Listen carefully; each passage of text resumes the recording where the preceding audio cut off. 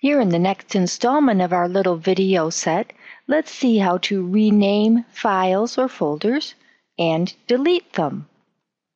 Those are two more important skills, again, that you access by the right-click method to get to the shortcut menu or context menu. To rename a file or folder, you just change the name of it, and I'll have to show you a mistake that lots of people made. There are two ways to do it, but one way is usually a mistake. Or you can delete a folder or a file entirely. Now that's not the same as move because it doesn't put it in the clipboard so you can access it from another location or access it later. It just deletes it. Trashed. Goodbye. Let's go see how this works. You may recall in the last installment of the videos that we copied the COMG folder and put it up on the front desktop. Well, I don't want that anymore, so I'm going to take my mouse over to the picture, right-click on it, and then go down and click Delete. I don't want it anymore. It won't be available to me. It's going straight to the trash. Okay. Now let's go back over to that 153 section that we had otherwise made, that other folder, and you remember that we had made a Word folder, and then in the Word folder we made a Word 1 folder. I'm not going to go there yet. I have a file there. This Word 1 chapter file, actually I don't need that one either, so I'm going to right-click on that and delete it. And yes, it's going to the recycle bin. Now, if it's on the hard drive, it will go to the recycle bin. But if you are on a flash drive, it goes straight to the trash and it's gone forever. Be very careful about that.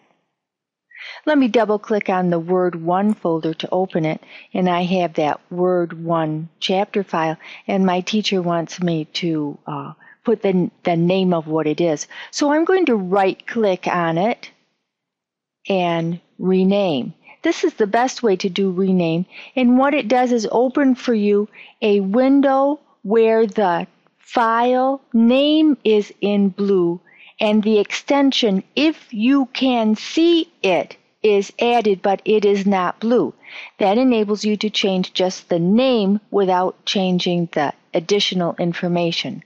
So since I have been zooming in, I have to do it again.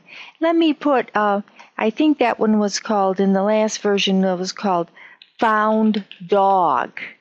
And then I'll press the Enter key, and now it has the same name. Let me show you a mistake that people frequently make when they're renaming a folder. They somehow get rid of that extension off the end, so it looks like that, and the computer is saying to me, you know, if you change the file name extension, the file might become unusable. Are you sure you want to change it? And most of the time the answer is no, because if you delete the file name extension, let me go ahead and do that so you can see, and I'll say yes this time. Now I can't anymore see that it's a Word document. Now it just looks like a white piece of paper, which means that the computer has no clue what to open it with. If you double click on it, the computer says, well, I don't know what to do with this. It's a language I don't know. So it's always important, if you can see the file name extension, that you leave it there. Some computers are set so that you cannot see the file name extension, and in that case, you don't have to worry about it because the computer is doing you a favor and not letting you see it. One other mistake that people tend to make is when they try to double-click on a file name, they go too slowly, and so they end up going click, click, and that opens the file name to be rewritten as a rewrite, a rename, instead of opening it. So that's why I say it's always better to double-click on the actual picture, the icon that represents the file instead, and it would work like that. I just made a garbage file.